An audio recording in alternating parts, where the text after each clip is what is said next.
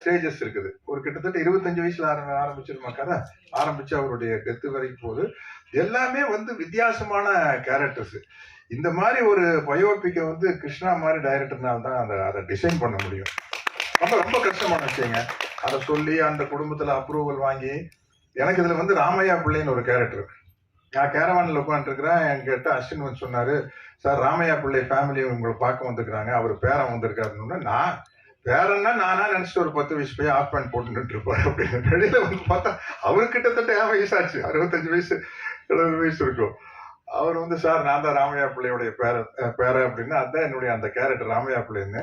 அப்புறம் அவரு சொல்றாரு, சார் ராமையா பிள்ளை வந்து உங்க பெரியப்பா கிட்ட கணக்கு பிள்ளையா இருந்தார் சார், அவரு தான் சார் ஜிடி நாயுடு சார் கிட்ட சேர்த்து விட்டாரு எங்க தாத்தாவை அப்படின்னாரு. அவ்வளவு நெருக்கமான சீன்ஸ், இன்டர்வல் பிளேஸ்மெண்ட் சீன் எல்லாம் தெரிச்சிடும். இந்த இடத்துல வந்து என்னுடைய நண்பர் ஜெயராம் இல்ல பின்னி பெடல் எடுத்திருக்காரு. அத்தனை பேரும் வந்து எக்ஸ்ட்ரானரியா பண்ணியிருக்கேன்.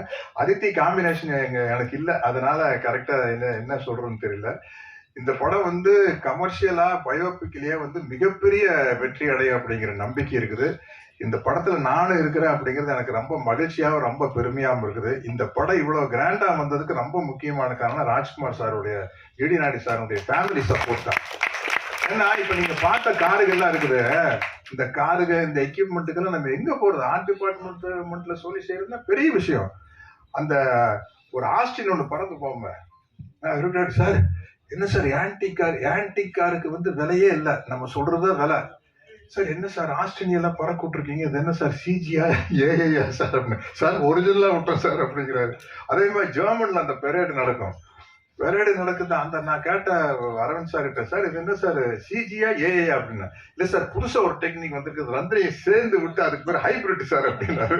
இப்படி பல டெக்னிக் வந்து இந்த படத்துல புதுசா எப்படி ஜிடி நாயுடு அவர்கள் வந்து பல புதுமையான விஷயத்தை கொண்டு வந்தாரோ, அது மாதிரி இந்த படம் வந்து பல புதுமையான விஷயங்களை கொண்டு வந்திருக்குது.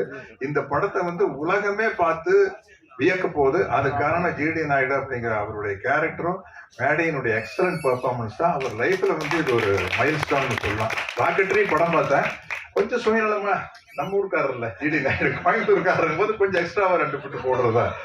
அதனால வந்து இல்ல அவ்வளவு வெரைட்டியான சீன்ஸ் கிடைச்சு. நீங்க பாருங்க, ஒரு சினிமா கதை எழுதினா கூட என்ன எழுதுவீங்க இல்லையா?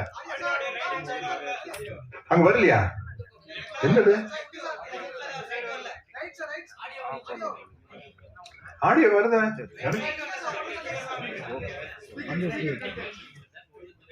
ஓஹோ அப்படியா, சரி சரி சரி சரி. அது அடுத்தது நம்ம முக்கியமான ஆளு மேடி பேசுறதுக்குள்ள கரெக்ட் பண்ணிடுவாங்க. இந்த படத்தை பார்க்கறதுக்காக நானும் வெயிட் பண்ணிட்டு இருக்கிறேன். மிகப்பெரிய வெற்றி.